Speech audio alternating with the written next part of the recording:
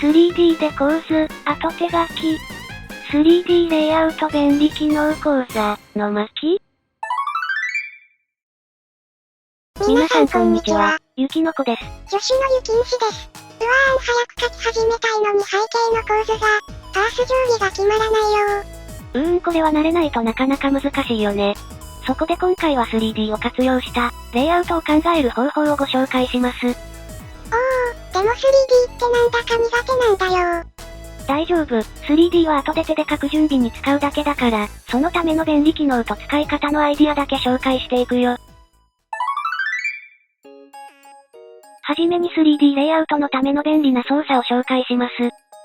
まずこのようにコマ枠内でキャラの配置が決まってるときは、このようにキャラのレイヤーの下に 3D を置いてグリグリすると思いますが、この時、シフトとコントロールを長押しすると、3D の全体表示がオフになって、コマ枠やキャラ含めた実際の仕上がりを確認できます。これはいちいち 3D レイヤーから移動しないで、仕上がりを確認できて便利だね。次に、キャラの配置も一緒に検討したい場合は、素材パレットの 3D 体系から公式のポーズ人形を探して、3D レイヤーにポーズ人形をドラッグすると、同じ 3D レイヤーに人形を配置することができます。これは大人数が入る画面をいろいろ試したいときに便利そうだね。でもカメラを回すと壁のせいで部屋の中が見えなくなっちゃったよ。そんな時は、ツール詳細の環境、レンダリング設定から、ニアプレーンの数値を調整すると、カメラに近い壁が自然と透けるようになります。これで壁を気にせずにカメラを自由に動かせるようになったね。次は普通とは別のカメラを動かす方法を2通り紹介します。まずは 3D のパース定規に直接触る方法です。まずは隠れている 3D レイヤーのパース定規を表示してみましょう。定規のアイコンをシフトクリックすると、定規のオンオフを切り替えられます。この状態でパース定規の消失点を動かすと、3D も連動して動かすことができます。これは欲しい画面に 3D を合わせやすいね。ただパース定規を表示して普通に 3D を動かすだけでも、構図とアイレベルや消失点の変化の関係性がわかりやすくなるよ。これだけでも背景の勉強になりそうだね。次は 3D のカメラを直接動かす方法です。まず、ウィンドウメニューから、4面図を表示して、左下の、カメラと表示範囲を常に表示、をクリックすると、カメラオブジェクトが現れます。これを直接動かして画面を決めることができます。実際にカメラという視点をイメージ通りに動かせる感じだ。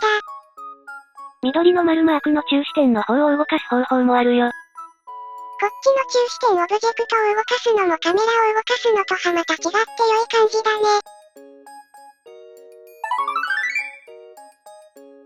次は漫画の演出のための構図作りの実例とポイントを説明していきます。どんなシーンにどんな構図が合うかの解説だね。まずはこちらの真横からの構図です。平行な成分が縦横2組ある落ち着いた画面で、それぞれの人物の印象が均一で対等な感じになります。整然としていて安定した感じの画面だね。3D の場合は、ツール詳細の投影方法の変更で、透視投影から平行投影にすると作れるよ。特に高さ方向を平行に保ちたいときに便利だね。さてこの真横の画面の縦横の平行成分ですが、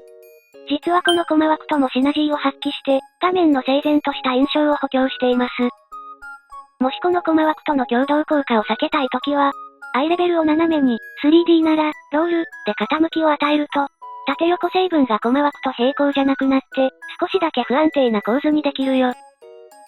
平行じゃない要素が増えて、ちょっとだけ落ち着かない感じになった。平行投影で縦方向は垂直のまま、カメラを斜めにする構図も、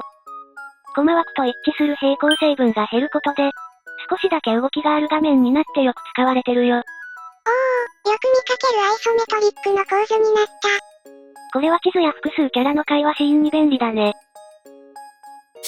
次は先ほどまでと違い、明確な向きがある透視図法の構図です。透視図法では、遠くのものが消失点に向かって小さく消えていくのですが、これは背景の線が中心に向かっていくので、背景全体が疑似的な集中線と考えることもできます。なので消失点の位置にキャラを置くと、集中線なしでも、さりげなくキャラに注目してもらうことができます。背景全体が隠れた集中線的な働きをしているんだね。この集中線的な効果を活用して、背景の向きで会話の流れをスムーズに読んでもらったり、このような手前に走ってくるキャラに対して、運動の向きを、普通のスピード線のように、背景の線と一致させて、画面全体で躍動感を出すこともできるよ。消失点に中心を合わせた集中線を足して、運動を補強するのもよくある表現です。バトル漫画でよく見かける表現だ。それじゃあ本題に入りましょう。最初に言ってた 3D は手で描く準備までってやつだね。この 3D レイアウトから、この絵を描いていきます。学校の廊下の 3D から、ダンジョンの曲がり角から敵の影が近づいてくるみたいな場面を、全然違う絵じゃないですか。そうだよ。レイアウトの要のパース定規だけ借りたんだ。まず奥の敵に集中線的に注意がいくように、消失点付近に僕を置きまして、パース定規を表示するとこんな感じ。この定規をオルトドラッグで別のレイヤーにコピペして、あとは通常通りに手書きします。3D 空間の定規だけ使うってこと？そういうことです。3D はレイアウトを決めるまで、あとは手で書く。この 3D と手書きのハイブリッド方式なら、構図のためにラフを何枚も書かないで、3D をグリグリするだけで済むし、空間の定規を借りるだけだから、実際に漫画に出てくる背景の 3D 素材を探さなくて済むね。自分で 3D モデル作れる人じゃないと、色々大変だからね。